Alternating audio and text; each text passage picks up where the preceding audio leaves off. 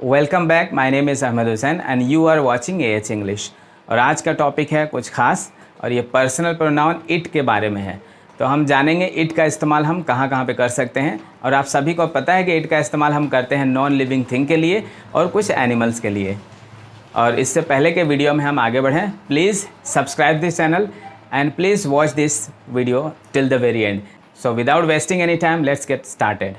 जी हाँ दोस्तों, आज मैंने जैसे बताया कि आज का टॉपिक है इट। पर्सनल प्रोनाउन है ये इट, और इट का इस्तेमाल हम कहाँ कहाँ पे कर सकते हैं। तो पहला आप देख लें, पहला इस्तेमाल इसका कहाँ पे हम कर सकते हैं। तो पहला इस्तेमाल है, आप कोई भी नॉन लिविंग थिंग के लिए आप इट का इस्तेमाल कर सकते हैं। एग्जाम्पल के तौर पे यह काला है। अगर आप बोल रहे हैं यह काला है तो आप बोलेंगे इट इज़ ब्लैक। उसी तरह से अगर आपको बोलना है, फॉर एग्ज़ाम्पल अगर कोई जानवरों के लिए भी आप इस्तेमाल करना चाहें तो इसका इस्तेमाल कर सकते हैं। एग्जाम्पल के तौर पे एक बिल्ली है तो आप बोलेंगे देयर इज़ अ कैट। और बिल्ली की एक पूँछ है तो आप बोलेंगे इट हैज़ अ टेल। तो इट आप यहाँ पे इस्तेमाल कर रहे हैं कैट के लिए। तो कैट एक एनिमल है और इसका इस्तेमाल हम इसके जगह पे हम इट का इस्तेमाल कर सकते हैं। तो ये हुआ पहला इस्तेमाल। और आगे हम बढ़ेंगे जो इसका दूसरा इस्तेमाल है उसके बारे में। तो दूसरा इस्तेमाल है, हम इसका इस्तेमाल कर सकते हैं टाइम एक्सप्रेशन के साथ। तो आपको पता है टाइम एक्सप्रेशन क्या होता है। जब आप बताएंगे कि 2 बज चुके हैं या 3 बज चुके हैं या 9 बज रहे हैं, तो इस तरह के सेंटेंस में आप इट का इस्तेमाल करते हैं। इसके अलावा आप दिन जब बता रहे हैं कि आज सोमवार है, आज मंगलवार है, तो वहाँ भी इट का इस्तेमाल हम करते हैं। और इसके अलावा इसका इस्तेमाल हम करते हैं टाइम एक्सप्रेशन में। आगे अगर बढ़ें तो हम इस्तेमाल करते हैं महीना के लिए, जैसे जून का महीना है, मई का महीना है या फिर अप्रैल का महीना है, तो आप इट का इस्तेमाल करते हैं। और साल बताने के लिए भी आप इट का इस्तेमाल करते हैं। ठीक है, तो आज हम बात करेंगे दूसरा वाला जो टॉपिक है उसके बारे में। तो दूसरा वाला जो यहाँ पे टॉपिक है वो है इट का इस्तेमाल हम कर सकते हैं टाइम एक्सप्रेशन के साथ। तो इट का इस्तेमाल हम जो करेंगे टाइम एक्सप्रेशन के साथ। तो पहला है, अगर आपको एग्जांपल दिया जाए कि 9 बज चुके हैं या फिर 9 बज रहे हैं, तो आप यहाँ पे बोलेंगे इट इज़ 9 o'clock। ठीक है, तो यहाँ पे एक ऐसा सेंटेंस है जिसमें सब्जेक्ट नहीं है। लेकिन आपको पता है कोई भी सेंटेंस इंग्लिश में बनाने के लिए आपको पहले सब्जेक्ट की ज़रूरत होती है, फिर वर्ब का और फिर ऑब्जेक्ट का, या सब्जेक्ट की ज़रूरत होती है, वर्ब या फिर कॉम्प्लीमेंट।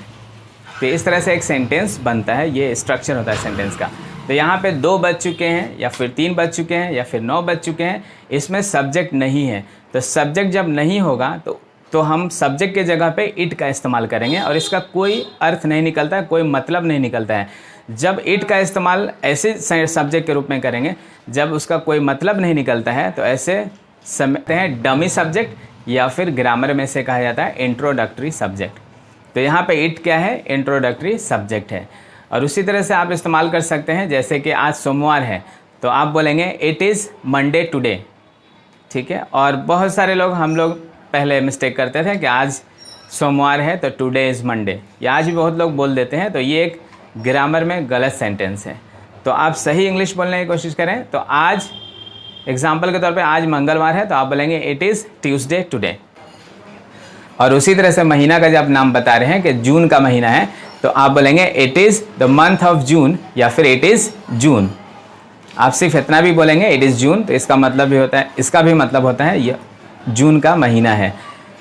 उसी तरह से आप इसका इस्तेमाल कर सकते हैं टाइम एक्सप्रेशन के साथ। और अगला वाला जो है, यानी कि तीसरा इसका इस्तेमाल है, वो है नेचुरल फिनोमेनन, जैसे कि बारिश होना।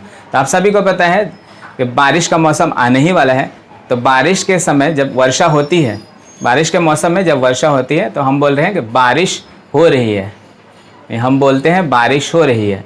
तो आप इसका इंग्लिश अगर बनाएंगे तो यहाँ पे कोई सब्जेक्ट नहीं है, क्योंकि बारिश होना एक वर्ब है, वर्षा होना एक वर्ब है। और इंग्लिश में इसके लिए हम इस्तेमाल करते हैं रेन, RAIN। तो आप यहाँ पे कोई सब्जेक्ट ना होने के कारण एक डमी सब्जेक्ट, यानी कि एक इंट्रोडक्टरी सब्जेक्ट का इस्तेमाल करेंगे, जो कि है इट। तो आप इस्तेमाल करेंगे इट इज़ रेनिंग, और इसका मतलब हुआ वर्षा हो रही है। उसी तरह से और भी इसका इस्तेमाल है, आप अलग अलग जगहों पे इसका इस्तेमाल कर सकते हैं। तो इट का अलग अलग इस्तेमाल है। और अगर आप ये 3 इस्तेमाल को समझ लेते हैं तो आप स्पोकन इंग्लिश को काफ़ी इम्प्रूव कर सकते हैं। और बहुत सारे ऐसे ओकेजन आएंगे, सरकमस्टेंसेस आएंगे जहाँ पे इट का आपको इस्तेमाल करना होगा। तो इस तरह से आप कर सकते हैं। और अगर बोलना है आपको कि हवा बह रही है, तो आप यहाँ पे अगर आप बोलना चाहें कि हवा बह रही है या फिर हवा चल रही है, तो आप यहाँ पे इस्तेमाल करेंगे द विंड इज़ ब्लोइंग। लेकिन ग्रामर में आप इसे इट इज़ ब्लोइंग भी बोल सकते हैं। तो ये भी एक नेचुरल फिनोमिनन है। तो normally time expression, natural phenomenon, और पहला वाला जो आपको बताया गया था कि नॉन लिविंग थिंग और एनिमल्स के नाम के जगह पर इट का इस्तेमाल करते हैं। तो पहला जो पॉइंट था वो तो आप सभी जानते हैं, लेकिन दूसरा और तीसरा बहुत कम लोग जानते हैं, उसका भी इस्तेमाल आप सीख सकते हैं यहाँ पे। और इसी तरह के वीडियो देखने के लिए आप इस चैनल को सब्सक्राइब कर दें और इस वीडियो को लाइक कर दें। Thank you very much.